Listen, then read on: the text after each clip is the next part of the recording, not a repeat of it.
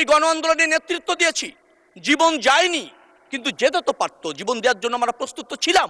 17 বছর ফ্যাসিবাদী আন্দোলন সফল করবার জন্য 193টা মামলা খেয়েছি, 9 বার জেলে গিয়েছি, 97 দিন রিমান্ডে থেকেছি, 4টা মামলা সাজা হয়েছে, 3 দিন গুম থেকেছি, জাতির জন্য করেছি, প্রধানমন্ত্রীর নেতৃত্বে করেছি। বিরোধী দল এবং সরকারি দল যদি যথোপযুক্তভাবে ফাংশন করে তখন সেই পার্লামেন্ট জনবান্ধব হয়, জন আকাঙ্ক্ষা পূরণে সফল হয়।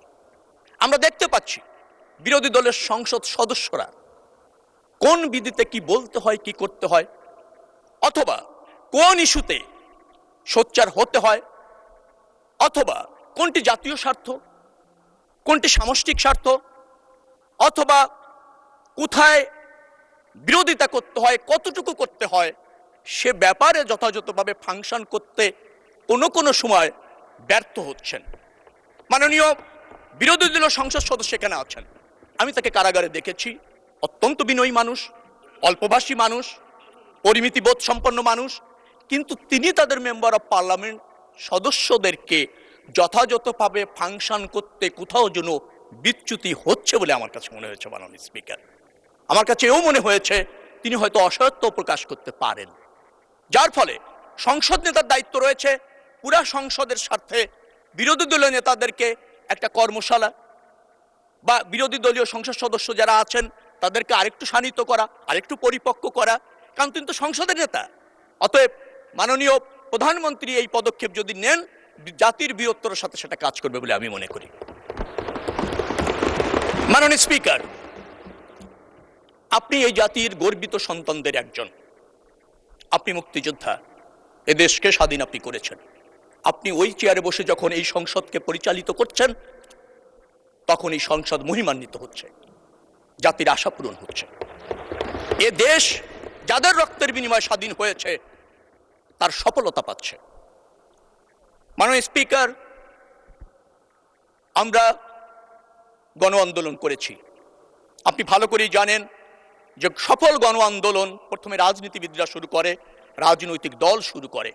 ফ্যাসিবাদী শক্তি সেই গণ আন্দোলন প্রতিরোধ করতে না পেরে রাজনৈতিকভাবে জুলুম, অত্যাচার এবং রাষ্ট্রযন্ত্রের ব্যবহার করে, যার ফলে 17 বছর আন্দোলনের ফলে ধীরে ধীরে একটি গণ আন্দোলন অপরিহার্য হয়েছিল এবং বাংলাদেশের সব শ্রেণী পেশার মানুষ সেই গণ আন্দোলনে অংশগ্রহণ করেছে এবং একটা সফল সমাপ্তি হয়েছে, ফ্যাসিবাদের পতন হয়েছে।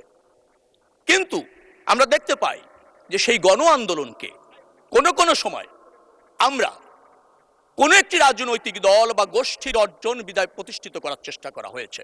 মাননীয় স্পিকার, 17 বছরে আমরা জীবন দিয়েছে আমাদের দলের অনেক হাজার হাজার ছেলেরা।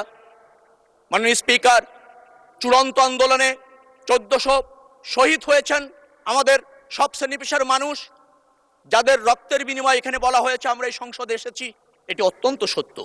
কিন্তু এই সংসদে যারা আমরা এসেছি সবাই তো জীবন দেওয়ার জন্য প্রস্তুত আমরা ছিলাম। মাননীয় স্পিকার, আমরা নির্বাচিত হয়ে সংসদে এসেছি, এই গণ আন্দোলনের নেতৃত্ব দিয়েছি, জীবন যায়নি কিন্তু যেতে তো পারতো, জীবন দেওয়ার জন্য আমরা প্রস্তুত ছিলাম। অতএব কারো করুণায় অথবা কোনো গোষ্ঠী বা ব্যক্তির একক অর্জনে এই সংসদ নয়, এই সংসদ জনগণের সংসদ। মাননীয় স্পিকার, জুলাই আন্দোলন নিয়ে আমি একটি কথা বলতে চাই। 28 জুলাই যখন বিএনপির নেতাকর্মীদের ঢালাওভাবে গ্রেপ্তার করা হচ্ছিল, মাননীয় প্রধানমন্ত্রী যখন এই আন্দোলনকে কোঅর্ডিনেট করছিলেন, তিনি আমাকে ফোন করে বলেছেন, রবি, আপনাকে ঢাকা মহানগর দক্ষিণের প্রধান সমন্বয়কারী হিসেবে নেতৃত্ব দিতে হবে।